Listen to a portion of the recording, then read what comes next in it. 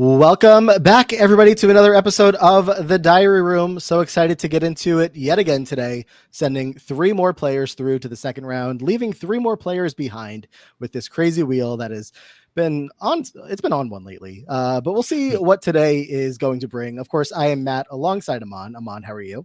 What up, what up, what up? Back for another episode of Big Brother Brackets. Really excited to be back.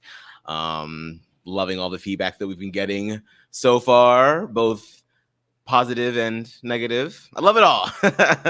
But yeah, really glad to be back and chopping 3 more today. I'm excited. Exactly. Was that outside of the 2-minute window? Because if not, that's really funny. We'll explain later. Anyway, we are here today with somebody I am extremely excited to be talking to. Somebody that I'm not sure if you would know just from being a Big Brother fan, but you would know from various projects across the internet when it comes to theme parks, specifically Disney, Universal, all that stuff. 1/3 of the Mammoth Club. It is Max. Max, how are you? Hello, I'm so good. How are you? Like that, the Mammoth Club. Yeah, Mammoth it's a good name. I mean, as a co-creator of it, I'm a fan personally. You know. Yeah, Aman, it is a YouTube channel with Molly, Allen, and Max. Thus, Mam. Yeah, I love that. I love a good acronym. It's just succinct, straight to the point. Great branding. I have to point out that I just noticed as we're talking, Max, that we have Matt, Aman, and Max here. Wow, hey! We're doing it again. I'll kick my other 2 out. Redo it all. That's exactly what everybody wants, to get rid of Molly and put me in. That's people exactly what people people Let me tell you. Yeah, we own 51% of this company now. There you go. That is incredible. So love when the universe aligns like that. Max, so excited to have you here. I was telling you, I turned on your Twitch stream one day. You were talking BB26 preseason. I couldn't believe my eyes as somebody who has followed you guys and just, I got honestly into the Disney YouTube game, I don't know, like a couple of years ago, found you guys and have been enjoying your stuff ever since. So again, when I saw you were talking Big Brother, I had so many questions, but I was excited. Can you tell us more about your Big Brother experience? Yeah, I mean, this is, I'm sure, a wild crossover, and I imagine most people that watch this stuff have no idea who I am. So I'm happy to say hello. Yeah, normally we are in more of a theme park entertainment, live entertainment space, but personally, I've watched Big Brother since the first season that no one wants to admit was real because it's, a different game. But I was pretty young, but it was in my house when Big Brother started. I've watched throughout, a little bit off and on. I had some years where I fell off a little bit, but more recently I watched quite a bit. And Matt was in Twitch chat and said hi and talked a little bit about RHAP, and I said, yeah, watch that too. So fun little merging of worlds.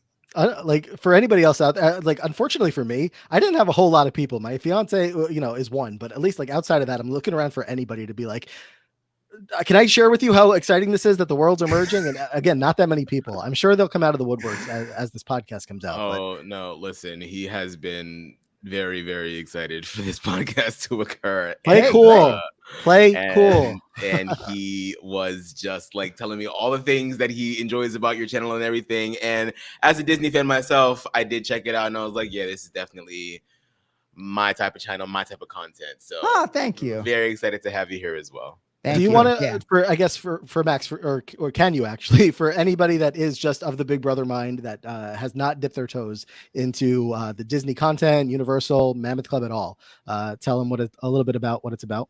Yeah, so our channel is Mammoth Club. It's 3 best friends that have known each other for 10, 12 years at this point that we came together to make something. We're all former Disney cast members, so we all worked at Disney at one point, and now we make a bunch of content about theme parks, themed entertainment, cruises, you name it. And so it's really kind of going through those experiences through the eyes of experts that have lived it, that have worked it, that know the operation, but also through just 3 very long-term best friends. And we try to bring you along on that journey with us.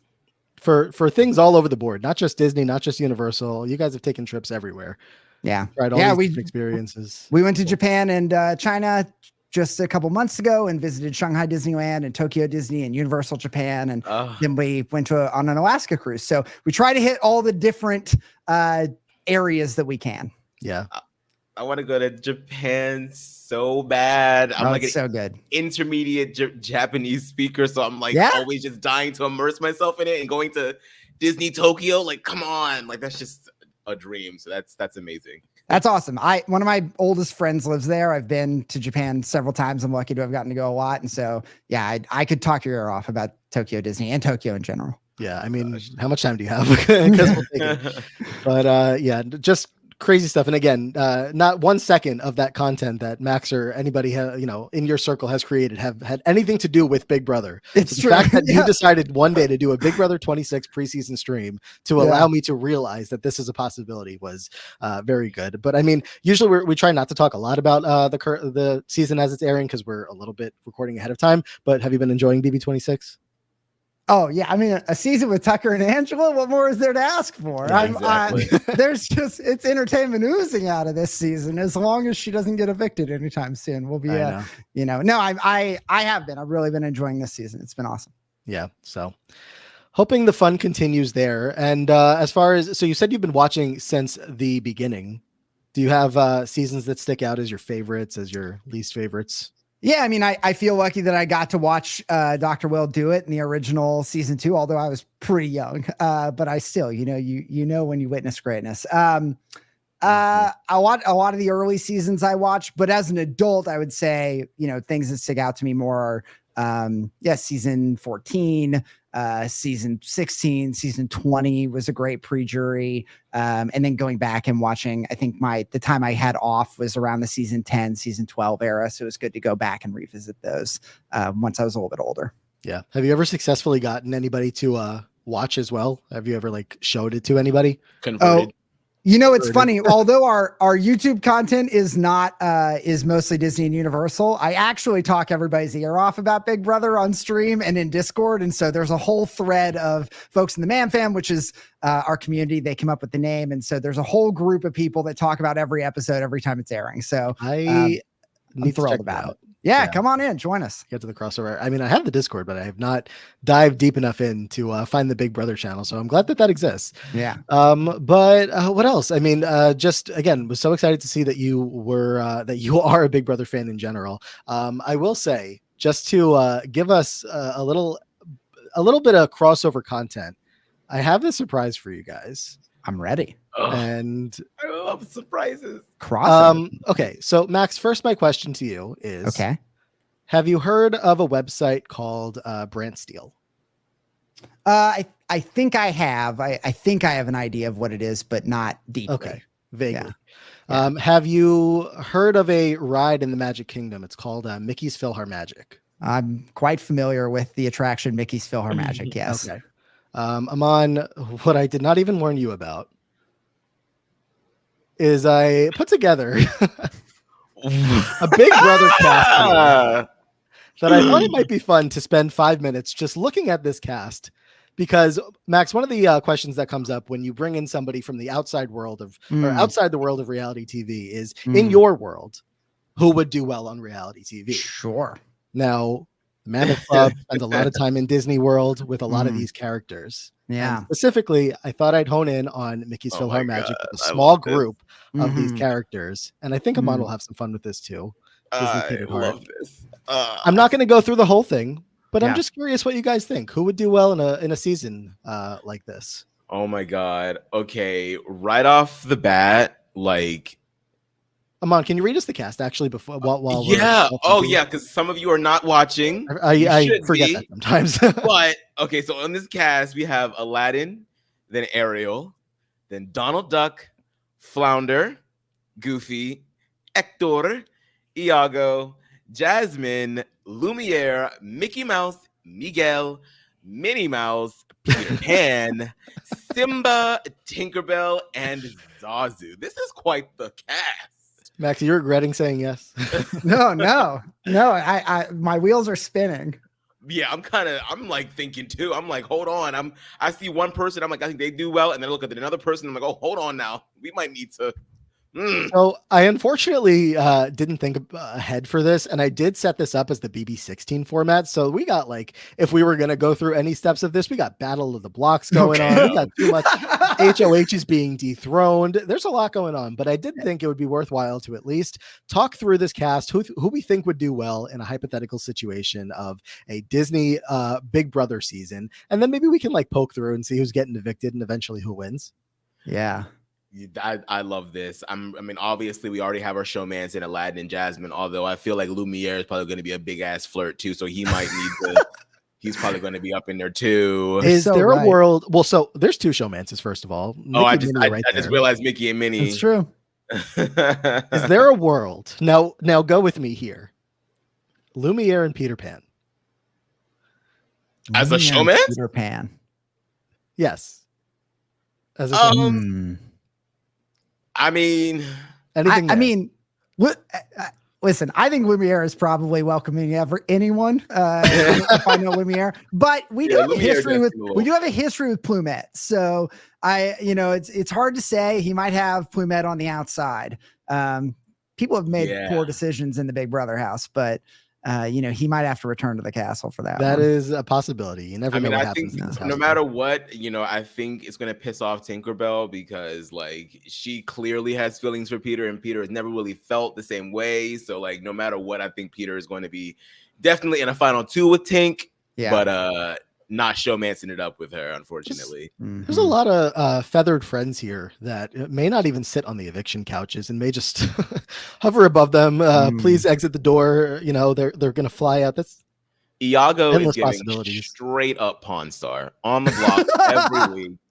Like, and so he's voted out in like week 7. That's what that's right. I can't help but focus on Ariel and Flounder because I'm thinking, it's pretty amazing to have Christmas win a foot race when she's injured. But imagine having a fish win a physical competition that doesn't take place in the water, right? Like, I was thinking they would just be on the "We'll Be Right Back" screen in the fish tank.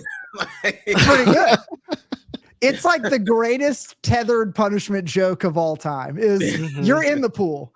Like you're either in the pool or they got a bathtub for you, and that's the only place you can go, and you can't leave each other. You know, outside all damn day. That's right. That's right. I love it. We're gonna get a lot of good DRs out of Donald, out of Goofy. For sure. Yeah. I don't know about Tinkerbell in the DR. Probably kind of quiet, but Donald's definitely blowing up on somebody, right? He's definitely his rage is gonna get the best of him. He's gonna start a big blow up. Probably gonna get him evicted. If you're looking at this as the cast of BB, Mickey's PhilharMagic, the guy is a wreck in that thing. So. For sure. Simba, disaster. We've seen young Simba. He easily manipulated. Right. So. V easily takes the blame for his own dad's death. I mean, come on. This guy's taking the blame for anything in this house. I think Zazu, though, will fall on his sword for Simba, the future king, and will probably form a final two with him, and he'll be the first one to go, I think. It's just going to be interesting because, again, if this is about Mickey's PhilharMagic, Donald's got beef with a lot of people around here because all of them were stealing his hat. And, I don't know, he was chasing them down, flying through cities. I don't know. Also, apologies for the scrunched up pictures. This was a very last minute idea. Do we want to just kind of like comb through and see what's going on around here? So I think the quickest way to do this, again, I'm not going to do every single thing, but I think the Battle of the Block tells me, because again, I didn't mean to do BB16. So Zazu is HOH in this first week. Of course. And if I get to the eviction, it tells me, right away, Minnie Mouse and Peter Pan were on the block with Minnie Mouse evicted first. Damn. Wow. With Minnie? Ooh. America's sweetheart getting evicted immediately? Oh, Zazu is getting canceled, honey. For the record, we probably all should have done this, but my official winner pick, and I promise I haven't looked, Jasmine is mine. It's interesting. I was thinking of that. I mean, he literally goes under disguise, fools a whole kingdom, right? Like, I think he's well positioned. Okay. They could pull I don't know. I'm trying to think of a showman's better than Jackson and Holly, but that's the first thing that came to mind. Amon, winner pick. I'm kind of thinking Miguel. Miguel's like interesting. I feel like he's an effective communicator. I feel like he's passionate. I feel like he's loyal. I feel like he's very kind. I feel like he would have no hard times making friends. What I feel certain about is Mickey Mouse is winning America's favorite. Oh, I mean, see come this. on. Oh, Yeah, that absolutely. Minnie was actually HOH and dethroned. Is that what was going on last week? Oh, damn. No, that can't be. I'm confused. I mean, either From the way, let's top to get the to this bottom. next eviction. Hector evicted next to Not Lumiere on the block. Well, I'm not shocked. Week 3, we lose. Aladdin. I'm sorry, Oh, Max. well, I'm out. Yeah, I mean, he was probably comp beasting it up. Let's He's be probably honest. I mean, true. that's showman's potential again. Definitely threatening. I mean, you definitely vote him out over Simba. I mean, yeah, exactly. You can For sure. control Simba. Exactly. Week 4, we're going to have Zazu evicted. Yeah. My winner pick still in the game. There's Sounds Jasmine. right. A close vote also. He probably 64 pissed a lot of people off last week campaigning for Simba. I can see it. I can see it. Oh, down with the birds. Iago. Iago Pretty evicted by obnoxious. 5-4 Over vote. Lumiere. Over Okay. Lumiere. Okay. Week 6. Sorry, if this is like super boring for people that don't care about Disney, just bear with us for like 10 more minutes or less. Peter Pan evicted next over Flounder. Peter, I love Peter. Peter is my icon on my Disney Plus. I love Peter Pan. Oh, who's mine? I think probably the Alien. Double eviction. This sounds rough. Donald Duck. Oh wow. So I was thinking about the OGs here in this house. Now that Minnie's gone, if like Mickey and Donald and Goofy were going to stick together, and they were on the block together. They were. But Mickey is still in. All right, let's keep going. A Donald eviction on a double would be electric television. I mean, blow up. He would not be thrilled. We have Tinkerbell getting evicted after that. I'm sorry. No, I totally lied. Lumiere next. Yeah. Is Tinkerbell playing like an Allison game of just flirting with every guy in the house? Probably. Oh yeah, for sure. Look at the way Lumiere's looking at Tinkerbell in this picture. Yeah. We're getting down to it. Oh, look who's left. So we got the Little Mermaid crew still in. We got Goofy, Jasmine, Mickey, Simba, Tinkerbell. I'm really invested in this. Goofy gets evicted next. Not Donald and Goofy back to back. Back to back. Jasmine is surviving these blocks. Okay. Up next, we're losing Peter Pan. Older players often have a hard time making it to the end, and here you go. Wait, what does I guess Peter Pan had a battle back situation because wasn't he already gone? I think you're right. Yeah, it must have been a battle back. Yeah. 16 has a battle back. So yeah, that makes sense. Peter Pan evicted again. Damn, I just imagine like anybody that doesn't care about Disney listening to this, and they're like, "What is wrong with you guys?" Oh, they're having a great time. All right, sorry. Eviction. Miguel evicted next to Jasmine's been on the block. Jasmine was the Pawn Star this season. Yeah, she's double eviction. Flounder. Getting out of here. Week 12. Oops, no eviction. Oh, because the stupid round in BB16 where the whole game reset and they pushed the button. I should not have picked this season. Week 11 rewind gives us an eviction of Tinkerbell. Mickey survives the block. Ooh, Mickey on the block for the first time. Okay. Week 12, we get Jasmine surviving yet again. Girl's still in. Battle of the Disney princesses, girl. Damn. Yes. And to the final HOH, we're down to Jasmine, Mickey Mouse, and Simba. I would be down with this final. I'm shocked by this final 3. Yeah, this is kind of crazy. I don't know who's gonna win this. I mean, I feel like my heart is telling me that Mickey's gonna do it because it's Mickey Mouse. Disney. Yeah. But I kind of want to see Simba take this. He's been through a lot. He's been 3 HOH wins. He does. He's out here. I don't know. I mean, it just can't. Or either of you going to, as Max says, easily manipulate Simba, bring them to the end, and we end up with Simba as a 0 vote finalist. Let's see what happens in the finale. Well, there's an eviction here. And oops, where am I going? Sorry. Final HOH eviction. Simba has been evicted. Damn. Mickey, you said it. Jasmine's been living on the block, so maybe this is a Pawn Star second place. The mouse won against the cat. That's crazy. Jasmine cast this vote to evict and gets Simba out of there. We get to the finale. We have the jury votes. Miguel votes for Mickey Mouse. Donald votes for Jasmine. Goofy votes for Jasmine. Peter Pan votes for Jasmine. Damn. Jasmine. Wow. Simba That's a votes for lot. Mickey. Tinkerbell votes for Jasmine. Ariel for Jasmine. Flounder for Jasmine. And I think, Miguel is fan favorite Okay, well then, all right. with a winner of Jasmine. Okay. My winner Quite pick a comes prediction. through. You know, it's a whole new world. What can I tell you? I love That that was for her. fun. Love that for her. Yeah. So I was, trying to think about how to word that or how to do that question. I was like, do we just go with a broad scope of like any Disney character, any, at all? Who do we think could win?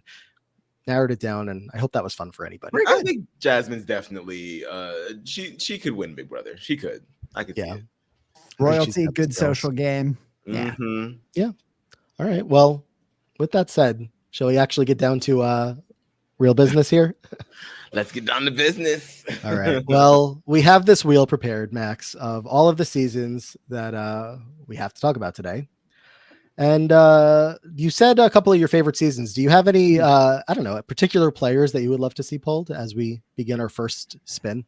Oh man, no one stands out. No one stands Okay. out as a big like. This is the one I'm. I have to see. have this person. Somebody that I remember what they did in the house. How about that? That would be great. Honestly, would love that for myself in general as well. Wonderful. Amon, we ready? I kind of want to see Rachel pop up from BB20 because I know that she also has done some work with Disney, so that would be pretty apropos. Did she work at Disney or?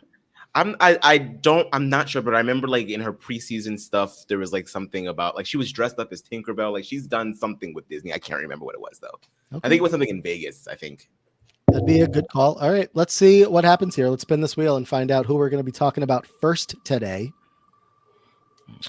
Okay. The tension. Who's it gonna be? First up today. Oh, this seems like a big name right off the bat. Oh, Nicole, mother effing Franzel, baby. Wow. Back to the winners here. Most recent episode, we saw BB15's Andy Herron go through, and now we have, some might say, a two-time winner. Max, did you watch Reindeer games?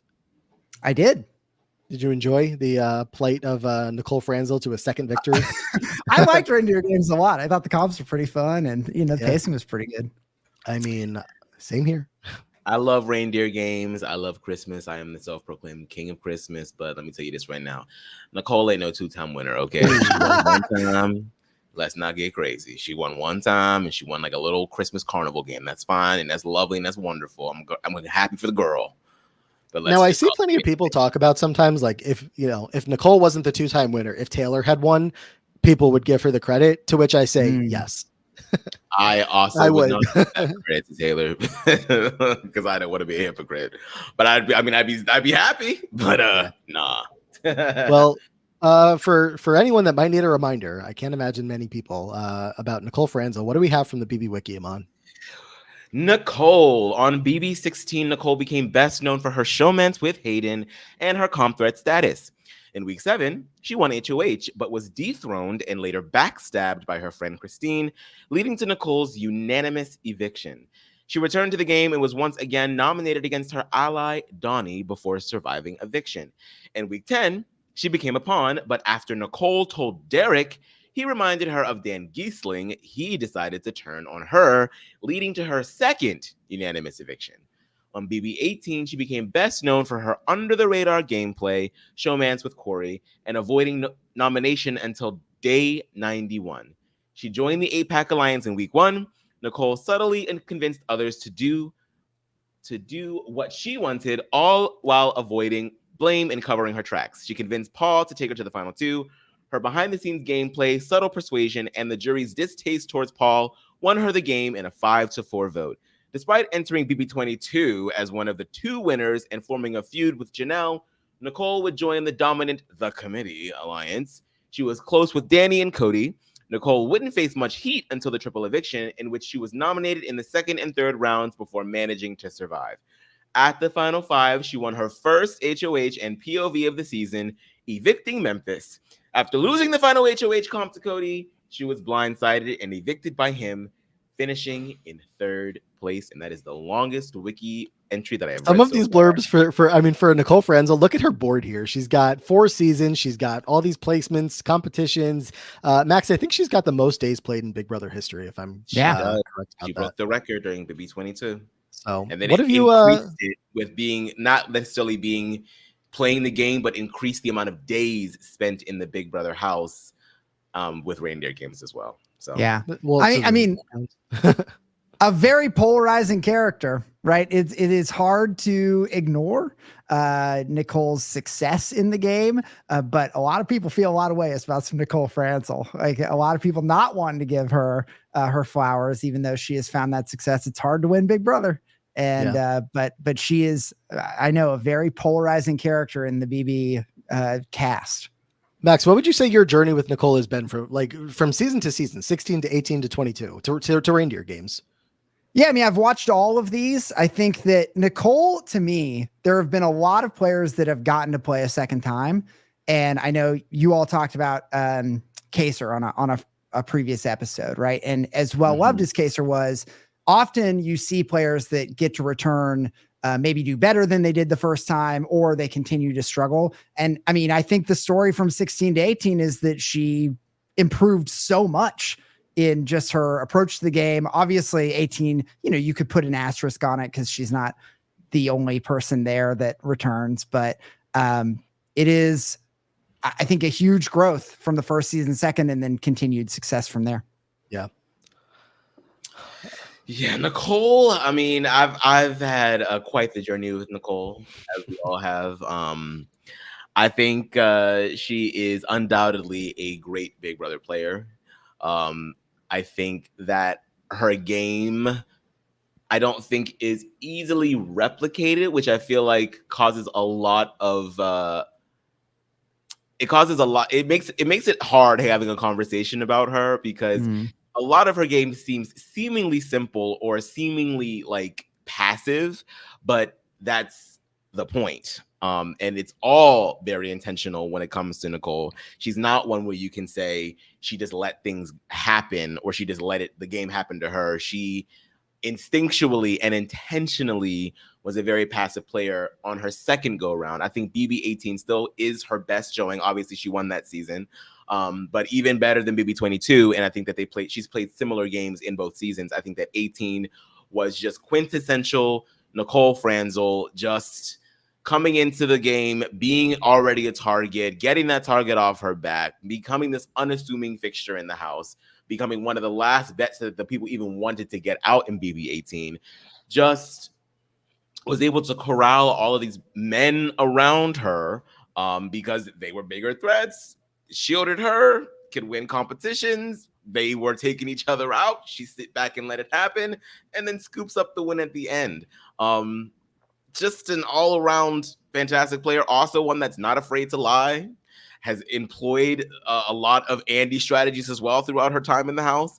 And, like her or hate her, it gets her to the end twice. So the girl is good. Yeah. She just is. She's annoying, but she's good. And she's like, I mean, I was going to say, is she even that annoying? I would say, certainly, yes. Watching, enough of Nicole on feeds can get plenty of people worked up of, not being the biggest fan just based on, I don't know, the way, her conversations, the way that she maneuvers the game is extremely effective. She's one of the most effective players in the show's history, which tells you why she's lasted 255 days in that house, why she has won, obviously one season, why she came super close in another season, in another all-star season. Obviously we know, the committee and how dominant they were. She gets so close that it's painful by the time she gets cut in that one. And then, Reindeer games isn't real Big Brother. No, but I mean, the fact that she was still able to maneuver through that thing, like, I'm not going to give her no credit for it. Again, she's somebody who I think a lot of people will, I think Max was kind of alluding to this, like reluctantly just kind of give you have to give credit to. You can't not. You can't discard or discredit the things that she's done in this game, the power, the persuasion that she's had over so many different people across, at least count the 3 different seasons that she's competed in. And, 16, she's up against the monster of Derek Levasseur alongside Cody, this group that Derek has really insulated himself with, that Nicole was never going to be able to break through, even despite having 2 different chances to do so. So when she gets a chance to do it for real in 18, she runs through it.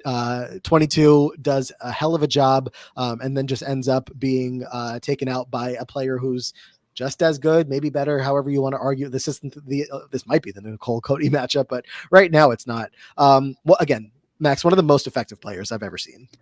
I mean, knowing the structure of what you all are doing here, I think it's gonna be really hard to find anybody that compares to Nicole Franzel in a matchup. But I think that Nicole suffers from a lot of people that just don't like Nicole. And so they make a lot of excuses to say she's not a good Big Brother player, right? They're going to put a lot of asterisks on her game. They're going to say, oh, you came in with vets, you had connections in the house. They're going to say, oh, you premeditated your alliance in 22. And not that there's not truth to that, but it's hard to win Big Brother. It just is. And, even going back to 16, you mentioned it, Amon, in the wiki, when she says, oh, you're the Dan Giesling of the season. A lot of people didn't recognize what Derek was doing that year. And Nicole had her finger on that button of, I see what is happening here. And the fact that she was aware of it, thereby served to make her the threat and had him, have her sent out the door. So I think she is, whether you like her personality or not,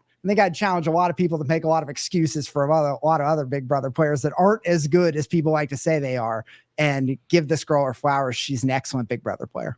Yeah. I mean, I think she really learned a lesson too, like with BB16, because a lot of alumni that get the chance to come back don't necessarily learn from their mistakes, and I think that she is one that did. I remember watching her on BB18 and watching her on the live feeds, and she would be sitting there with Courtney being like, I don't understand how Derek did it. Like, she always had on her mind how to better navigate. And I think it's so hard. I think she's so polarizing because of her personality. And I think also because like her game can be very, very strong in some ways and then very, very weak in others. And I think obviously when you're dealing with people on the internet, everybody wants like the perfect Big Brother player. That's never going to happen. Everyone's going to have weaknesses. And I think that her weaknesses are glaring, right? And just very, very just out there. She's a bit of a crybaby. She can be a little bit overly loyal to some people. She can isolate other people. She can make unnecessary lies that are just a little bit spiteful and seemingly mean.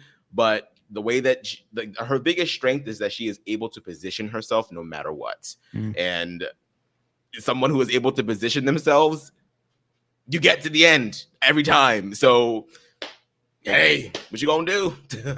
She's just made to compete. She really and I don't think that she, probably ever really envisioned this for herself. I can't speak to that. I'm not her.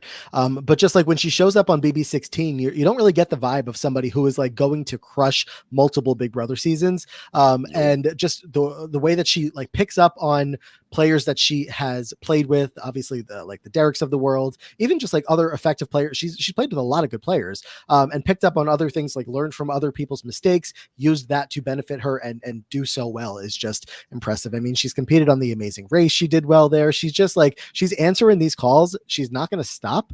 And to anybody who is not a Nicole fan, like, I am sorry, because again, she's not going anywhere. Like, this is only the beginning. I mean, I'll be honest. I was shocked that she said yes to Reindeer Games, because after BB22, it's a tough ending. It was a tough ending. That's a tough ending. She was crying during her interview with like ET or whatever the hell it was, like saying it wasn't a good experience. So when her ass popped back up for Christmas, I was like, all right, well, happy holidays, bitch. Get your bag. And the fact that she's like one of how many people have we seen Janelle go toe to toe with over the course of Big Brother? The fact that like Nicole is the one who like sticks in Janelle's craw more than any other.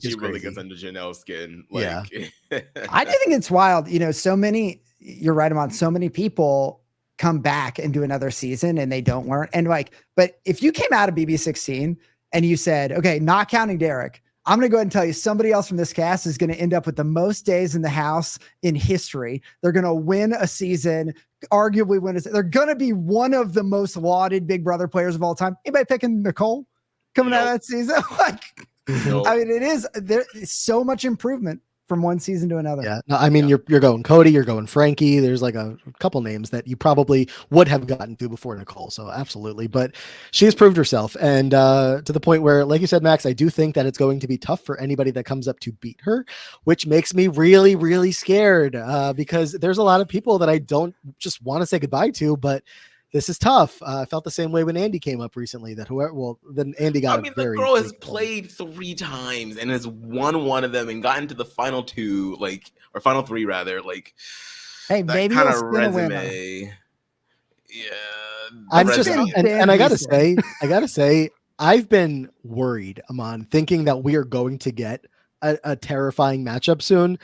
So you saw me being nervous with the Andy matchup. I'm nervous again here. I just feel like we're going to get a headbanger in this first round. We'll see if this is the one. Let's spin and find out who's going up against Big Brother winner, multi-time player, Nicole Franzel. I'm stressed. Oh my God. Oh, that was close. That was so close. That was so close. Debate, holy crap, that was so close. For anyone who's wondering why that was so close, that almost landed on Xavier. Instead, it landed on her fellow castmate from BB18, Natalie Negrati. Natalie Negrati, baby. The way that we watched that wheel when knowing that Nicole's probably going to go through to see who is getting sent home. This is just like a wheel of eviction. Okay. Natalie Negrati. Natalie began the game in the minority along with allies Bronte and Bridget, the Spy Girls. Natalie grew a close bond with James. Together, they managed to sit in the middle of the house. Despite Bridget being taken out, Natalie's new alliance that she had created to take down Polly evicted him. Natalie's game began to crumble after temporary allies Corey and Nicole made a deal with Paul and Victor to evict Michelle. After Victor won HOH in week 11, he put Natalie and James on the block, and Natalie was evicted 3-0. Natalie was revealed to be in the top 3 to win AFP, but lost to Victor. Max, have you ever checked out the challenge? Or is that in your wheelhouse at all? You know, sometimes when I leave the TV running after Big Brother is over, the challenge comes on. And that's the most I've ever checked out the challenge. Okay, you would like it. Actually, I don't even know what I would want to push you on more because you haven't seen BB Can either, right? I haven't. No. Okay. I think I might push you onto that sooner because you like Big Brother and BB It's on my list. You should get to it. I know you'll like it. And it's canceled, so it's like you'll catch up easily. But Natalie is somebody who has competed on the challenge as well. So I was thinking today, honestly, that I was like, I wonder when we're going to get more challenge people to come up. Turns out it was today. So I don't know, like, Aman, is that fair if I count her gameplay that I've seen from her over there in her Big Brother analysis? I don't know. I would say no. but I've seen her play in other games, and it's going to be hard to not. I don't know. I have the pleasure of having been yelled at by Natalie during a game of Sequester, an old game that we played a couple years ago during the pandemic, and she was quite fierce and quite it was a lot. It was a lot. Yeah, she reamed me the hell out. I was were you targeting her? No, it's someone else who's also was on a recent reality TV show, Dash, on what did he just do? Squid Game. Told her that I was talking about her taking care of her grandmother, and I wasn't. And then she got really, really upset. Now I remember this. Found me in the next room and was like, "You want me to get me out because I'm taking care of my grandmother? What did you say? I was like, what are you talking about? I didn't say anything about that." It was crazy, but yeah, I was like, I wish you had this energy in BB18 because like. What did you do, girl? Yeah, that's funny. Max, what do we remember from Natalie in her time in the BB18 house? She spent a lot of it with James in particular, some with Meg and whatnot. I mean, I definitely, the James will they, won't they of this, James pining so deeply for Natalie is what I mostly remember about her from that season. And, Natalie strikes me as one of those players that it's not surprising she is pretty high in AFP. I think she was like nice polite to everybody, maybe a little fiery from time to time. Perhaps there was some, I don't want to say pity for the showman's situation, maybe not. But forgettable, I think is what I want to say. She's not forgettable when she made her way to the challenge. I will say that she made a mark over there.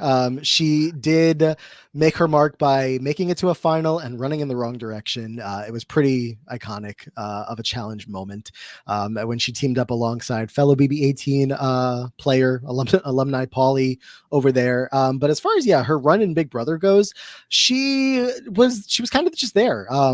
I can remember plenty of conversations that she had where I, thought that there could be some potential there. I remember her kind of being involved in the chats, like the wheeling and dealing of, because it was her and James, right, Amon, that were like kind of linking up with Nicole and Corey, maybe.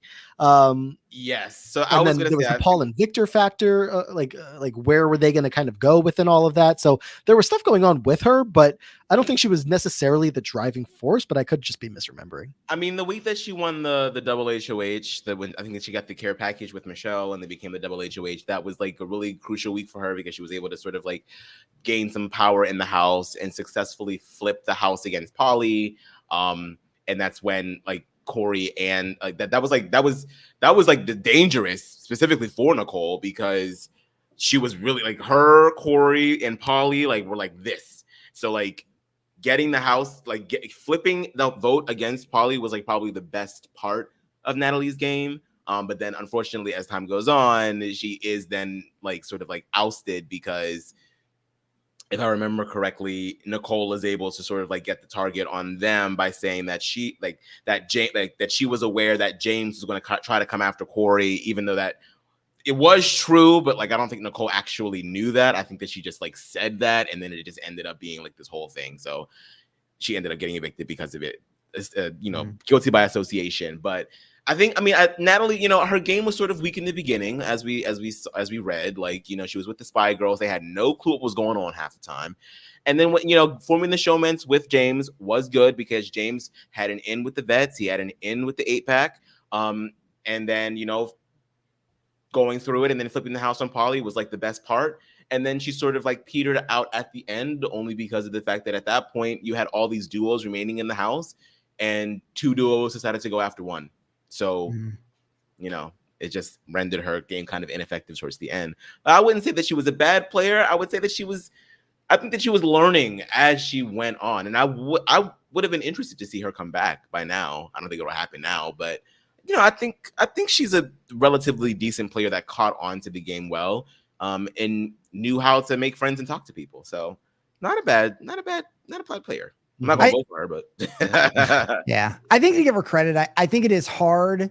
We just talked about BB18 and we're talking about her linking up with James, who had played the year before. I think it's tough to be a newbie when 4 vets walk in the house. They have so much information. They have so much understanding of how the game works. And you've got to click fast or you can kind of get swept up in it. And it's not surprising to see a player like that sort of sit in the passenger seat and have other strong forces drive the game.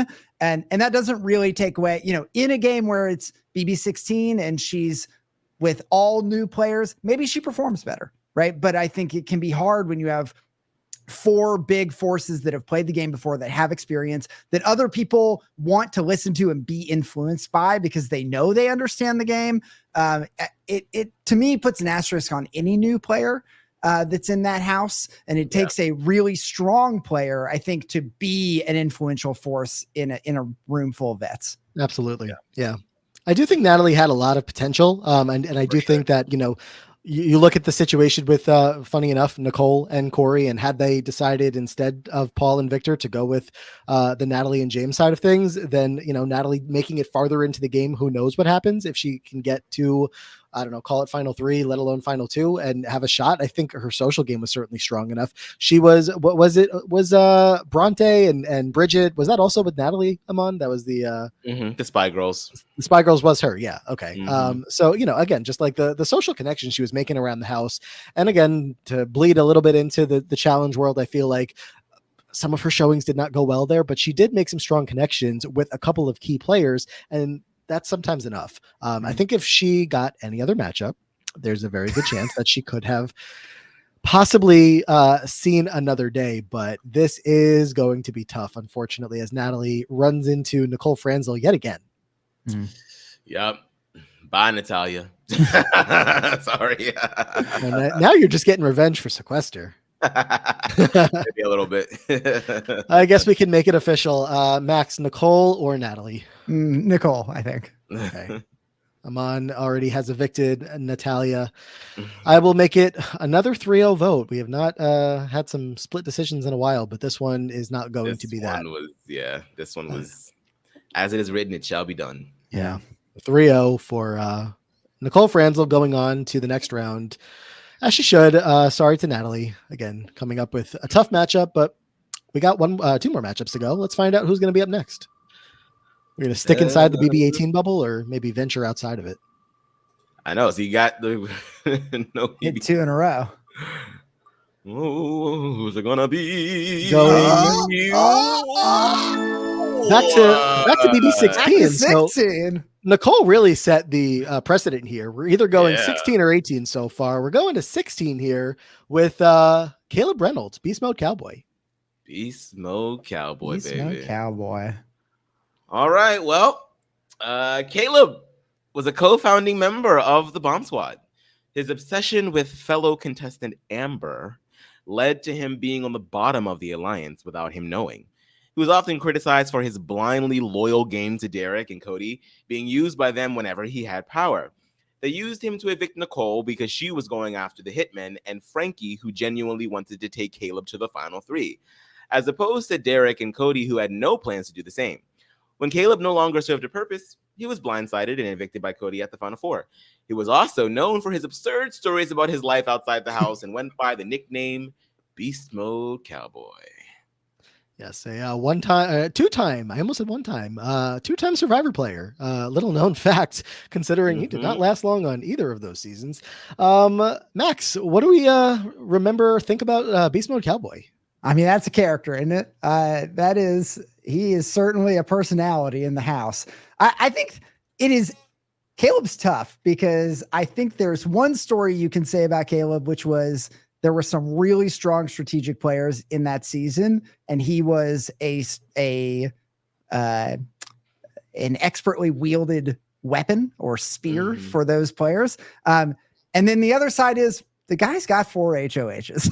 And so you got to look at his comp wins and his success in those comps. And you go, well, if he's not so strategically manipulated, he still probably lasts a while with the comp wins, but he didn't have much of a mind for the game. So it's tough to know. How does Caleb survive in a season where he's not in the power with the minds of Derek or Frankie? Can I bring in a Disney comparison here? I feel like he's like the Disney. He starts off as the prince, like giving Hans a little bit of like, and then slowly, like you learn that this is not the prince you're going to fall in love with. In fact, quite the villain. And I don't know if that's just necessarily what I'm getting from his not so love story with Amber that goes on throughout the season.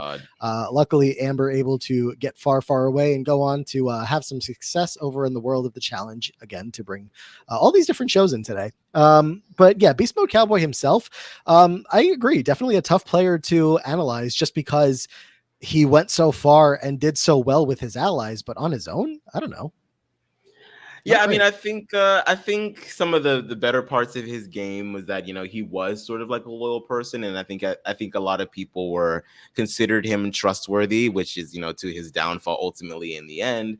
But I think that made him it helped him integrate very well in the house, especially when I think he also benefited from the fact that he calls himself Beast Mode and he won a lot of HOHs, but I think apart from being sort of like in the bomb squad, which then became the detonators, I think what helped shield him was that there were also a lot of other comp threats in the house. So he just happened to be, as the blurb said, the useful one, and he kept the powers that be in power. So I think that he was good at integrating himself. I just don't think that his interpersonal relationships were as strong as they needed to be. because for one, he alienated himself from his own alliance by going after Amber. I remember specifically Cody and Derek always talking about how he was going to have to go soon because he's a little bit too interested in Amber. What if he ends up turning on us to save her, which he probably would have done, or at least tried to do. So yeah, I think he's a, in terms of a physical game, obviously one of the best that we've seen. In terms of a social game, leaves something to be desired. But I think that he does well in every season that he's in, provided he befriends the right people that want to be in power. I don't know. I feel like a lot of the recent seasons where we see these like physical guys get chopped at the beginning when there's an opportunity to do so. And also somebody who's just really bad at picking up on social cues. I feel like Caleb could be an early boot in a lot of seasons if he played the modern era. That's fair. Yeah, guys on Big Brother going after uninterested girls. Name a more iconic duo. Yeah.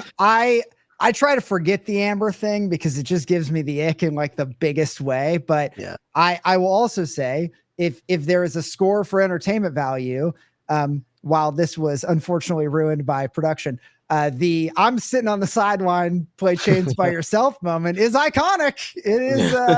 I like his willingness to say, no, I'm going to sit down. I'm sitting down. Didn't Frankie get that also in Reindeer game?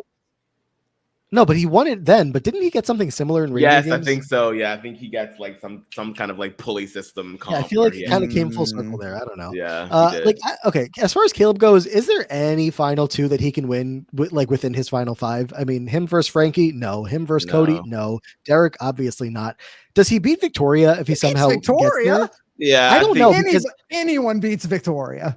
But they had like a whole pact going where I guess it matters who takes who there. Because if he takes Victoria, there was a whole pact about we're not voting for you if you take her to the end. And I think for Caleb specifically, they make that true if he brought Victoria to the end. If she brought him, maybe he gets the votes. But like at the end of the day, they didn't look at him with like a lot of respect as like a player, as a I don't know about as a person, but he wasn't looked at as somebody who got himself to that point in the game. Derek and Cody being on the jury in that scenario with Caleb and Victoria, and first of all, they may just leave the lot and say we're not voting. But I don't know.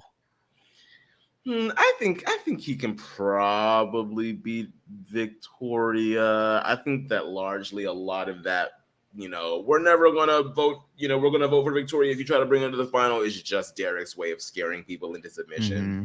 I don't think that they ultimately award him with or reward her with that. But I don't know. I mean, if she wins and brings him, that could be a little bit different story because then it's like, wow, really? Beast Mode Cowboy have to get brought to the end by Victoria? Maybe that invalidates his win in their eyes, but I don't know. But I think that no matter what, I do think that, yes, there's like a lot of social skills that are lacking. But I also think that because of the way that Big Brother has been set up in the recent years, I think that, he does well in all the comps again and gets towards the end. I don't know about winning, but he gets towards the end. I don't know.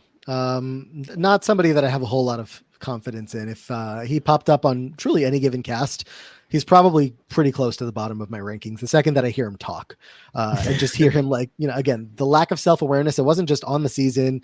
We've seen him on a couple different shows, and I just feel like, again, just hearing him answer a question, how do you think you're going to do in the game? I think he would answer that in a way that I would say, no, that's not going to be how you do it.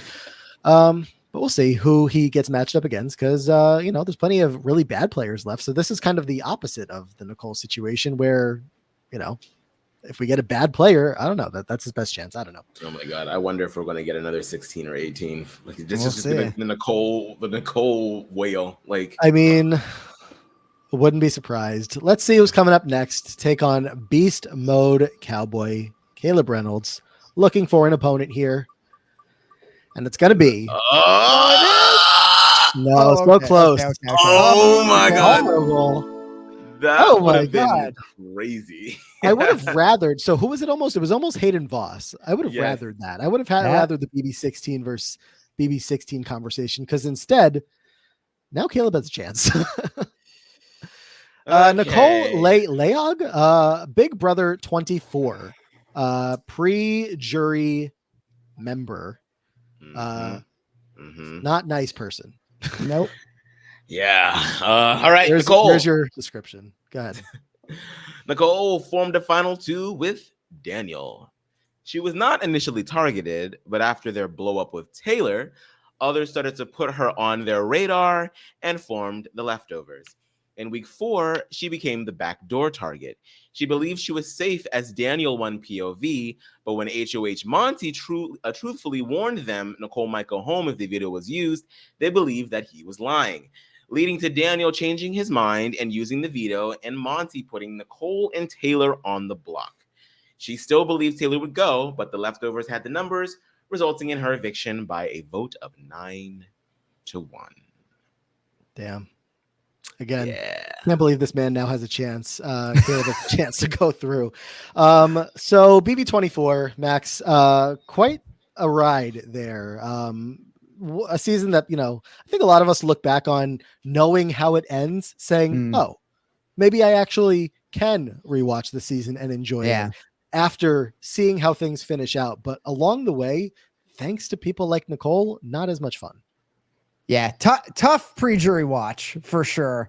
But you're right. Knowing how it all plays out, it's a wonderful story to see from start to finish. I think that Nicole, you're right. In the house, not a nice person. She has come out since then and said she regrets a lot of those actions, but we can only judge by what we saw on the television. And I think that she had blinders on. I think that season for that alliance, it's really defined by them saying, well, we're in power, we know what's going on, and this is the game right now, and I'm unwilling to accept anything else that is outside my very tunnel vision field of view.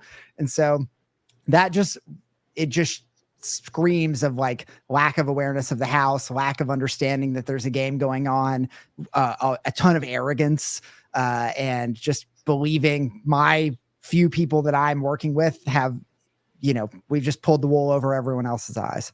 Yeah. This is a woman who it has Disney villain written all over her.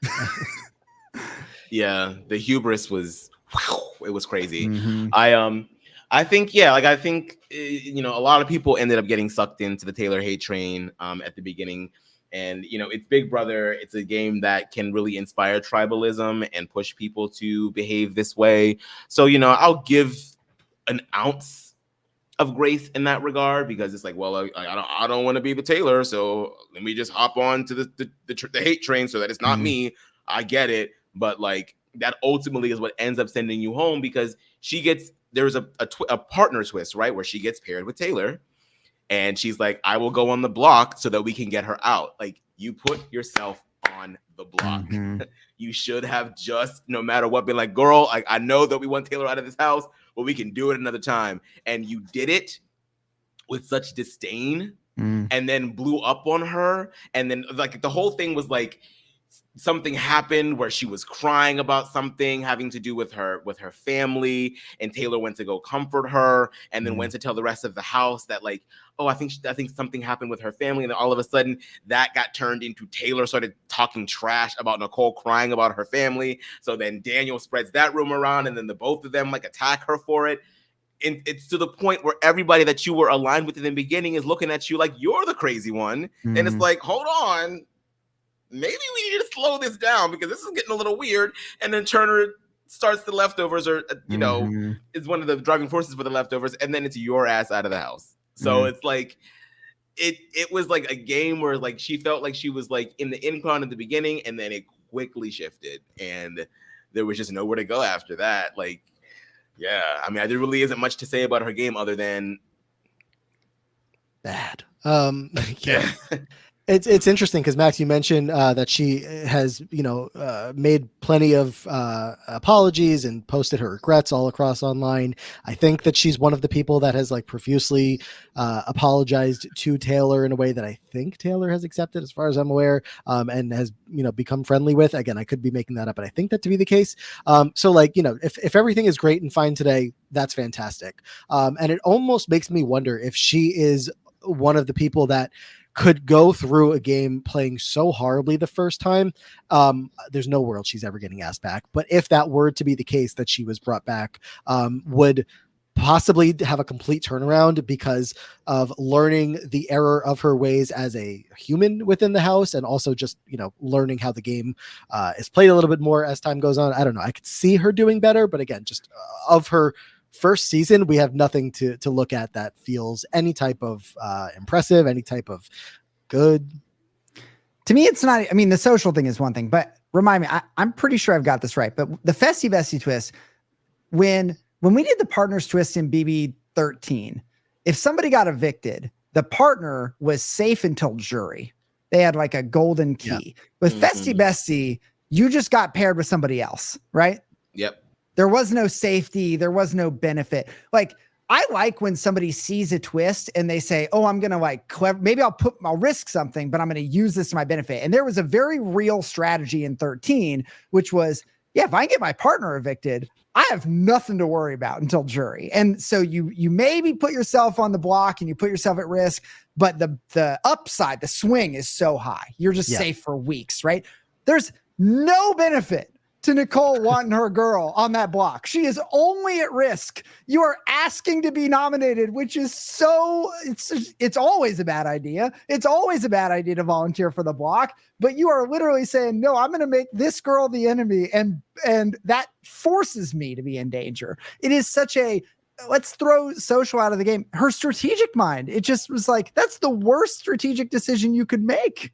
It was so bad. She thought she was doing something. She thought the house, was obviously so against Taylor. And, by I will be the noble one and put myself in harm's way to make sure that we can get Taylor out of the house. And how did that work for you? No, she did not do well. Was not a very good player. I almost wonder, I feel like she has kind of maintained herself in the circle of that LA group. I feel like she's been at Todrick's house a handful of times back when he still owned that place, or did he ever? But I don't know. I feel like it's a non-zero chance that she could end up on another show at some point.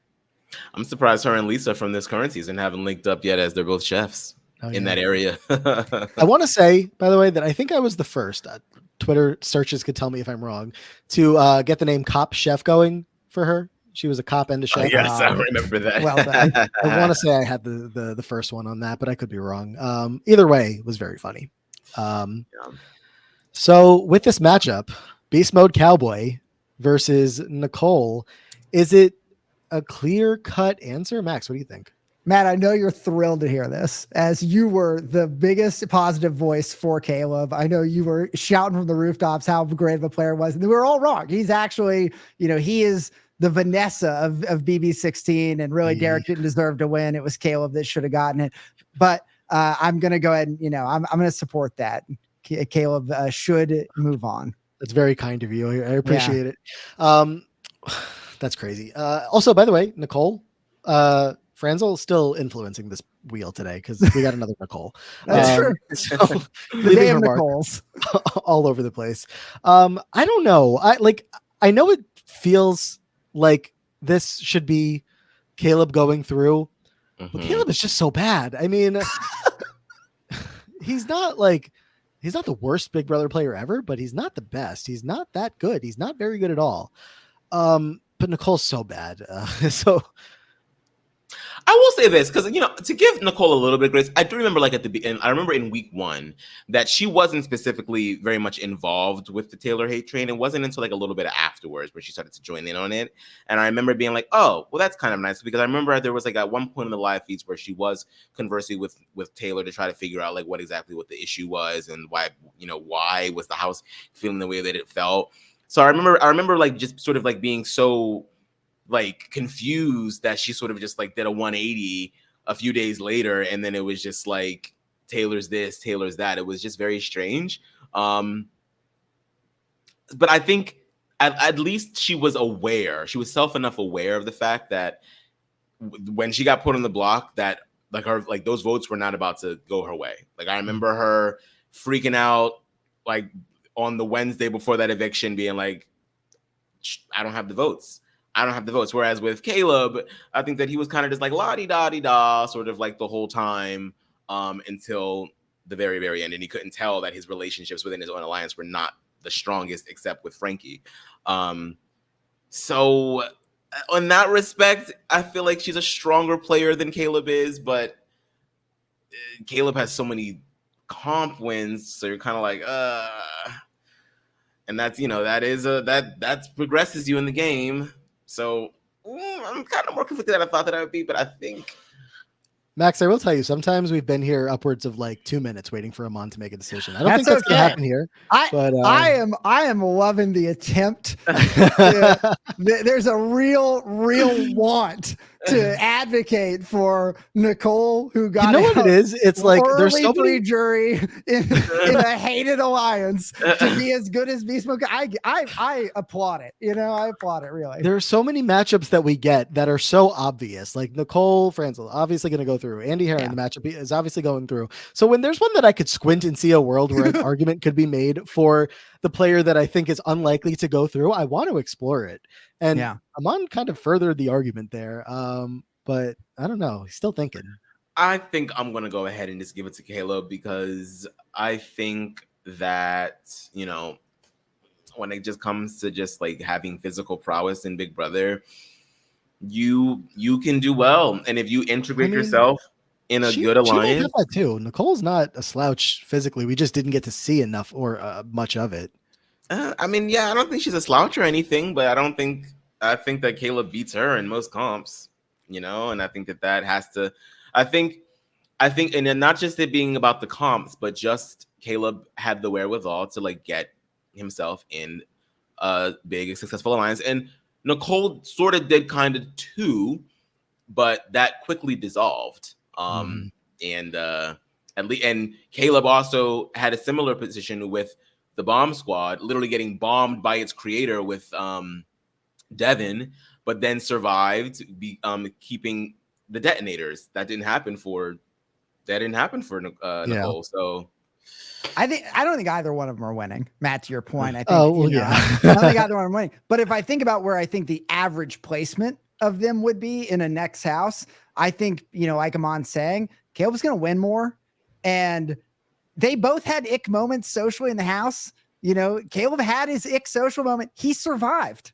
Yeah. So it wasn't as egregious. I agree. But like they both had bad social games. One of them made it to 4th place.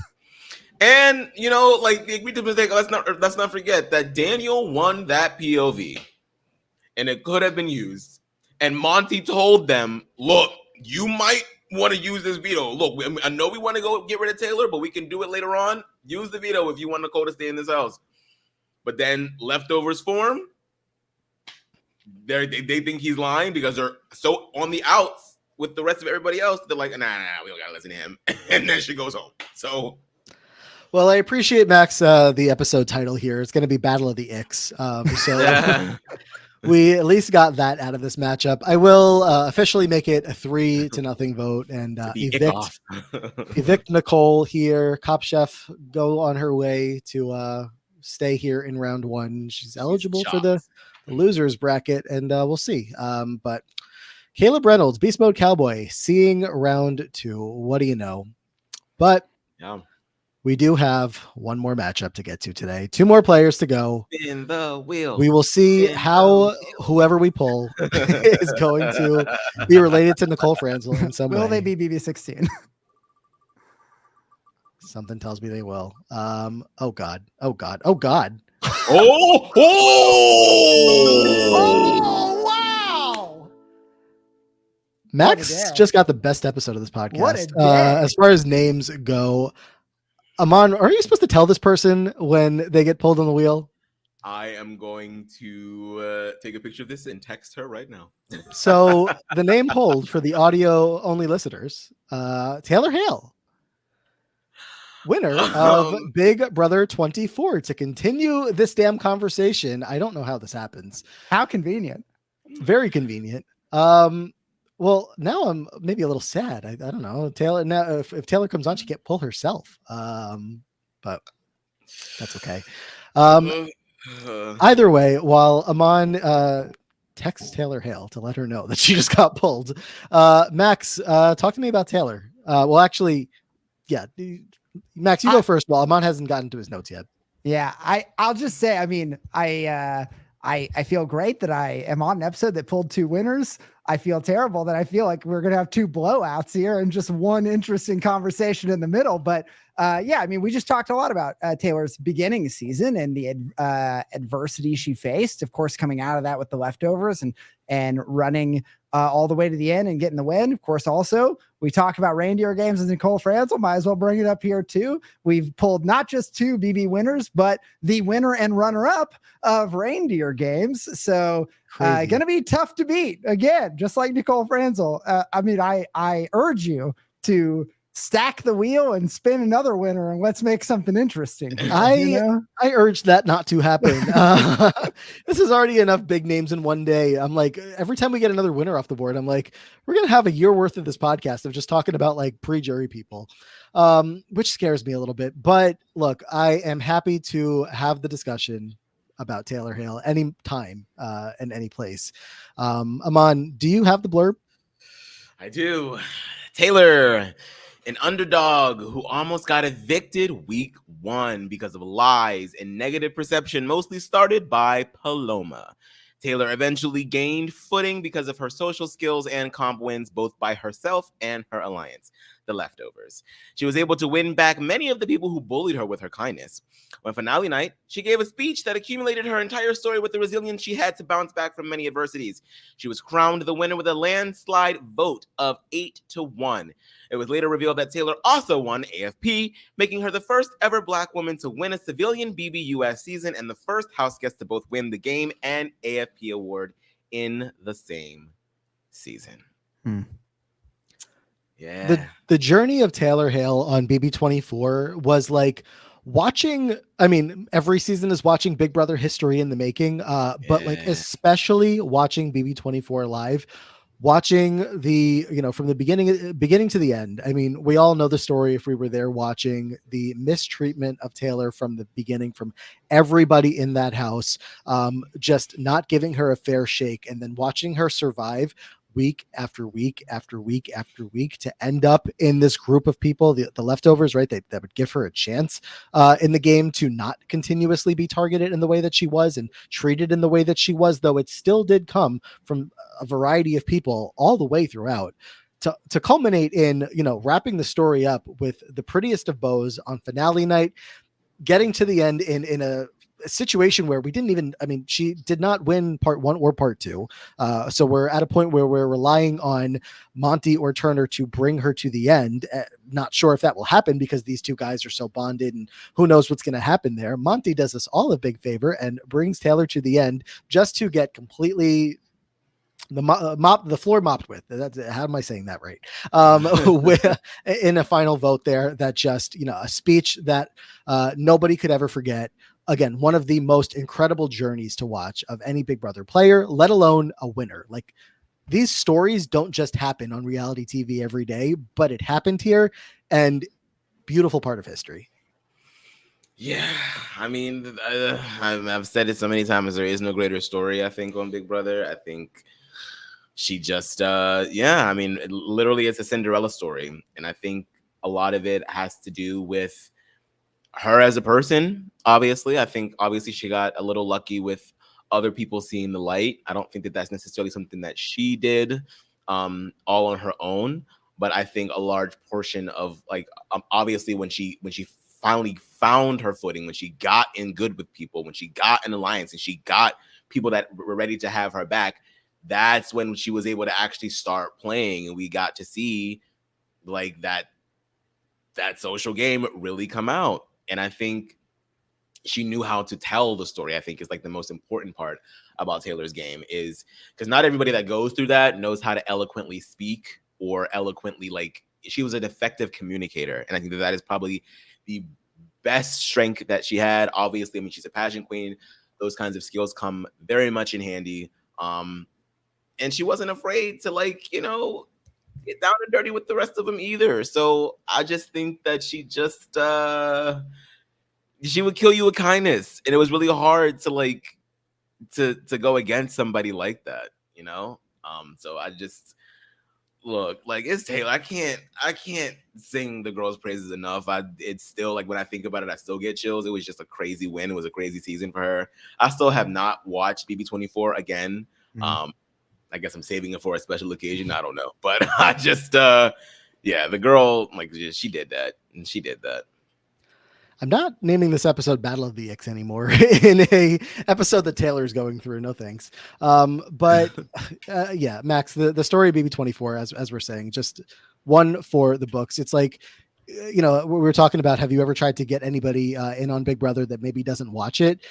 I almost feel like this could be that kind of season, to just be like, this doesn't happen every day, but if you want to see a story that is beyond Big Brother, watch this one. Yeah, boy, we are so lucky. Not lucky, only lucky. Of course, Taylor has a lot to do with this, but boy, it could have been such a different season, couldn't it? If just a couple things change, it's like maybe a huge bummer of a season. But luckily, we got the fairy tale. And I mean, it is truly the fairy tale season of Big Brother that I think if you're going to write the script, you might write that. Like you write somebody having to claw their way up from the lowest you can go, nominated in week 1, battle through adversity, have allies come to the side and deliver the best final speech there's ever been. I don't know what I would change in that narrative to make it more interesting. It is it could have been scripted. It wasn't, obviously, but yeah, I mean, it's going to be, it's the Nicole Franzel situation. It's going to be tough for whoever else comes up on that wheel for us to make an argument. So for the sake of just conversation, I guess my question to you all is, that's the fairy tale story. If Taylor comes back on a full BB season, not Reindeer games, which was pretty much comps, obviously she did well. If she comes back on a full BB season and people now knowing Taylor for who she is, does she perform as well? I mean, great social game, but everybody now kind of knowing what she brings, the full package, does she perform as well? For the sake of conversation. I think so. I think, with the reputation that she has, I think, I mean, if I'm being completely honest, I think nobody wants to be the one to try to cross her because every time you try, something goes wrong for you. What is it, like Taylor's karma or something like that? Yes, it always seems to win. So I feel like, I think a lot of people knowing, like, coming into the season with her, know just how much of a beloved figure that she is. So I think that it makes her a very looming presence, but I also think that it just makes her sort of untouchable in the beginning, at least. And I think as long as she is able to foster that sense of identity in the beginning stages and get in good, the same thing can happen where, it's a leftover situation. I don't know if she necessarily wins again. That's a tall order, but I think that she definitely does very well again. I think so. Yeah, I absolutely agree. I think if things were to go poorly, I think that it would probably be something within like something that Taylor does in the season to give people a reason to go after her. Cause I agree with everything Aman just said. So if she's just playing, it's hard to play like the same game or a similar game, because especially now she knows the game so much better. She's been watching seasons, as far as I've seen from various tweets of hers and whatnot. And I feel like she's just absorbed so much of Big Brother. And I don't know what's going through her mind about if she ever played again, what other kinds of strategy she would try, this and that. So I feel like if she was able to play, I don't know how Taylor Hale comes back and plays under the radar, but if she can find a way, if she can find allies, stick with them, and just kind of, I don't want to say coast, but like coasting is in general a valid way to play. And I think she would need to coast for a good amount of time within the game. I'm not saying don't make any moves, but be very careful with those moves, because I think she's going to be the kind of player that, like, suppose, I don't know, I'm looking at like the Reindeer games cast. Suppose she gives that Cody Calafiore a reason at all to nominate her and say, I'm going to go after her. He's going to take that opportunity. Yeah, I think she has to prop somebody else up. I think that should be her role, is to sort of like try to play a little bit of the sidekick, second fiddle game to whomever she can in the beginning stages if she goes back again. Because if she tries to like win HOH first week or whatever, I think that puts too much of a target. But I think if she's able, like I said, to just sort of like take a step back, prop somebody else up, sort of like be their instrument, then I think that she does. I think she does well. Yeah. I really do. Taylor is the it's the tension between I think what you all said is so correct, and it would be so interesting to see her play again and have to ride that line between sort of downplaying or going under the radar and obviously everyone knowing her game. It's funny because it's a player that I would love to see play again because I'm so curious her approach, and also it's the sequel you don't want made. Yep. It's like that movie was perfect. Don't touch it. And I'm fine with Reindeer games. I mean, I would have loved if she won. I would have loved if she won, but she didn't, and it's fine. She got runner-up. It's great. Cool. Great. Yeah. Awesome. That's not a full season. Like, that's fine. That's fine. But you kind of like, it's like, just, okay, don't make that though. Like, yeah. Yep. And to keep the Disney theme going, we could think of 1,000 examples in that category where that was the case. And also to keep that theme going. Straight to video, baby. Right. To Disney.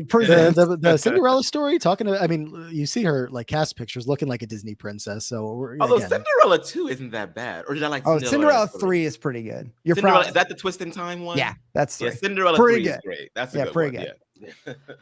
And the Nicole connection continued there, as Max pointed out. Final 2 of Reindeer games. So, yeah, Nicole Franzel got her hands all over this. 6 degrees every damn time. She's everywhere. I am so scared yet again. Ooh. For this final pick of the episode, to find out who Xavier, that would be wild. To find out who Taylor is going to be going against. There are so many people on this wheel that I would be fine with coming up, and yet the ones that I am terrified of coming up, that's who I feel like we're gonna get. Ripping the Band-Aid off. Let's do it. I'm very nervous, but Taylor Hale does need an opponent to take somebody else down, and there's plenty of good names around here. This is good. We're good. No problem. We're good. Sorry, Rockstar. Oh, Rockstar. On her daughter's birthday? Not too far after. I'm looking at the names of people that are in the wheel nearby where this landed, and it got very close to being a problem. So names that we just passed: Shelly Poole, Jag. That would have been, no problem. Donnie Thompson, Brittany Hoops, Meg Malley, Alyssa Lopez, Jose, Keith Henderson, Travis Long. So many names that I think we would have been totally fine with here. But Tyler Crispin is 2 spins or 3 spins away. Yeah, I was kind of nervous about that one. Yeah. Sheree Fields, it's really couple of spins beyond that. Yeah, Tyler Crispin's definitely the one that's in the closest that was like, that could be a conversation, but I don't know. I don't know that anybody's. All right, we can all breathe. But Aman, tell us more about Rockstar BB20. Nicole has no hands on this one. I was going to say, this is the breaking the streak. Yes. Rockstar was a loyal member of Falte, which was permanently relegated to the minority after the defection of Caitlyn. During week 3, Rockstar developed a rivalry with Brett when he falsely accused her of wanting to flip the vote to save him right before the eviction took place. Despite her closest ally Haley becoming HOH in week 7, Casey won the hacker comp and put her on the block. Rockstar then infamously gave an answer to Tyler during the OTEV POV comp, causing him to defeat her and her allies. She remained on the block and was evicted in a 5-1 vote. Max, do you rewatch any Big Brother seasons at all from time to time, or every once in a while when we're in the off season? I will. Yeah. BB20 is a great rewatch. I don't know if anybody else has, or up until jury. You know, you watch BB20, you watch BB20 for pre-jury, and then you're like, well, I'll skip it. I don't need to watch the rest of it. Yeah. Yeah. We've now gotten, as far as Faute is concerned, or Faute adjacent, we've gotten Haley, who was eliminated and then voted back in. We've gotten Scotty, who has been eliminated. And now we have Rockstar here to see. So, I mean, again, those first 2 people, both eliminated. I don't know how this is going to go for Rockstar, but not looking great for Faute in general. I love Rockstar. It's sad. Yeah. I got a chance to see her in New York a couple weeks ago for the well, I guess not a couple weeks ago, when for BB26 premiere. And she's lovely as always. But yeah, I mean, her game was it was tough. I do think that she got screwed. Obviously, I mean, her ally won HOH, and she went home on her ally's HOH. But she was supposed to win that veto. She should have won that veto. It was her and Tyler, final two competitors in OTEV, and she told Tyler the answer. That's the hardest thing, man. Like it is, we can say all, you know, that going home on your allies HOH, that's a tough pill to swallow, but the OTEV comp is so hard to defend. Yeah, it was bad. That was really, really bad. But Rockstar as a player, what do we think of? I mean, there's the obvious that, you know, Max already touched on my daughter's birthday is like the moment for Rockstar, the moment of like BB20 at that point already, you know, pretty electric on various points. But like when that happens, it's the third eviction, right? And it's just, you knew we were watching something good. Yeah. I think it's interesting for Rockstar because I think for Falte, which was already, you know, a messy alliance, the really crappy alliance, I think that her footing within the alliance was generally okay, but I also feel like she was sort of like not one of the players that sort of like was able to really make something happen within the alliance. Let's be honest, none of them really were, but I don't think, I mean, I just remember she would, you know, she even got blamed for things by people in her alliance. But I'm not necessarily saying that that's her fault, but I think that maybe her relationships weren't as strong as they needed to be. Like I remember Rockstar or Bailey sort of blaming her for the Rachel flip, and I'm like, why are you blaming Rockstar for that? Like you need to be looking at Tyler. So maybe that speaks more so much to Tyler as a player and level 6 as an alliance, more so than it speaks to Rockstar as a player. But it was sort of indicative of like what is it about Rockstar and her positioning within her own alliance that would even be a question for Bailey. Like you instantly go to Rock about that and nobody else in your alliance. I do think that she was kind of socially in tune though. I think that she sort of like was able to sort of see things for what they were, more so maybe than some of her other alliance members were. But yeah, I mean, I don't think that she necessarily had like the best game plan, but it was kind of hard to when you were surrounded by Falte. Like, what is going on with y'all? Yeah. It really feels like the pre-jury of BB20 is just watching level 6 run circles around Falte. And it's hard to assess like that the whole alliance just feels unorganized. You know, Haley is not the only person that gets HOH and her alliance member goes out the door. You know, like there were multiple times when you're used to in Big Brother, the power on a two-sided house, maybe swinging back and forth and people taking shots. There's so many times that Falte has power and somehow their own person leaves. And like what they actually, it's so wild to watch an alliance just get outplayed. They just got outplayed. Yeah. It wasn't supposed to happen that way. Truly, like you said, like when they are in power, they are supposed to get out somebody from level 6. They are supposed to get out people from the other side and make it more of an even fight going forward. But when, what is it, like just various twists get in the way and, you know, various stupidity at times gets in the way. And it just culminates in, you know, the dominance of level 6 continuing throughout the entire season. Look, they as a group have earned legendary status within the game of Big Brother, like them, you know, individually within the group as well. Like, you know, the names, you know, the people that are in there, and they are forever going to be remembered more than so many other Big Brother people in the past. And granted, I would say that like for some of them, you might say that like the returning window has kind of passed, especially BB22 happened already, All Stars. But like, I still think if Rockstar ended up on a show today, that nobody would be like, why? People would be like, "Bro, Rockstar is back. Like, that's cool." She's like kept up within the community. She's been on Twitter a lot. She's been online. She's been, you know, like Amon said, at events and whatnot. So I also definitely really do like Rockstar. This matchup is tough. But as far as, you know, so we often talk about legacy on as a factor in these decisions. And she's up against somebody with a one of the biggest legacies in Big Brother, but Rockstar still in her own right has a lot going for her. Yeah, I adore Rockstar. I think she's a lovely person, lovely human being.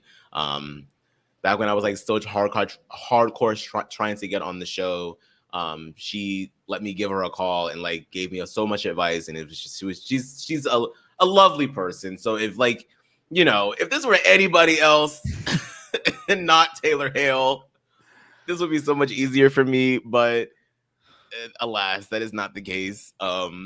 I don't think that she's an outright horrible player, and I love the fact that she did call out production during her eviction, or her eviction interview with Julie, and Julie was like, "Who do you blame the most for your eviction?" And she was like, "I don't know, whoever came up with that hacking twist." So it's like, she shouldn't have gone home the week that she went home, and I don't know what the season looks like with I don't know what the season looks like with her still going, and then Casey being the one to go. I mean, the winner would go. You know what I mean? Like that changes the game entirely. So maybe there's a world in which she gets to the end. I don't know about winning BB20, but definitely further than how far she got. So, but I mean, it's Taylor Hale. But it's Taylor. All right. Well, let's make this as painless as possible for the Rockstar stands out there. Max, would you like to cast the first vote for the final time tonight? Oh, sure. Yes. Well, my vote is going to Taylor. It's a tough draw for Rockstar. And I agree with everything you all said. I mean, in terms of entertainment factor, especially pre-jury, BB20 is so high up there. And I think we would be thrilled to see a lot of those folks come back, and Rockstar would fit right in. But it's Taylor Hale, man. Yeah. Amon, I'm assuming she didn't answer you, or? No, Taylor has not answered me. Not yet. I'm sure what's going to happen. She's going to answer as soon as we're done. That's what's going to happen. Well, in the meantime, would you like to cast your vote? I don't know. I kind of want to give a sympathy vote. I'm going to kick you right off the call.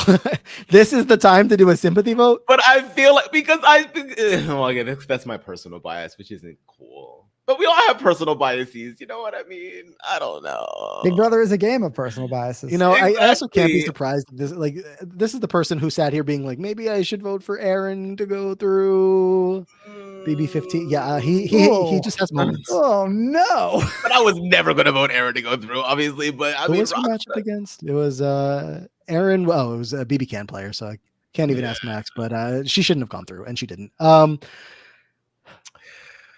All right, while Amon thinks, I was trying to make this quick and painless for the Rockstar stands. 2-0 for Taylor to go through. Taylor is moving on to round 2 while Amon thinks about it. Well, obviously, Taylor is the better player. Obviously. So what are we doing on Taylor? This is the one that we're going to think about a sympathy vote. I'm giving Taylor my vote. I just adore Rockstar. I love Rockstars. I just wanted to give her a little shine. You know what I mean? Rockstar's great. I just wanted a split. Just you just want to make it. I know. Look, I respect it. We haven't had a split in a while. The streak continues, but it is what it is. Let's recap what happened here today.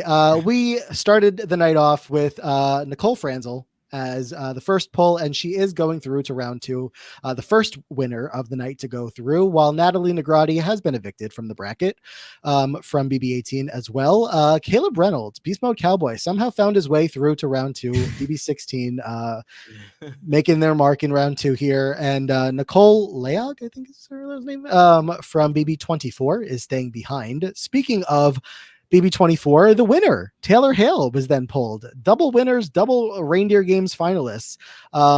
Taylor Hale seeing round 2, and Rockstar, unfortunately, is evicted and staying behind here. Pulling big names like this sometimes is a little scary, but Max, at least like they're comfortably now in round 2, like Nicole, Taylor, some of the other winners we've pulled, and we don't have to worry about them for a little while having a tougher matchup. As you were spinning that wheel, I was asking myself, is it more interesting for the content if we have a good conversation to have, or is it a bummer if a winner gets eliminated round 1? And I really don't know the answer. Like, I think they're both, it's 6 one, half a dozen the other, but I'm happy to see both of these winners move on. And eventually if they face each other, it'll be Reindeer Games all over again. Yeah, exactly.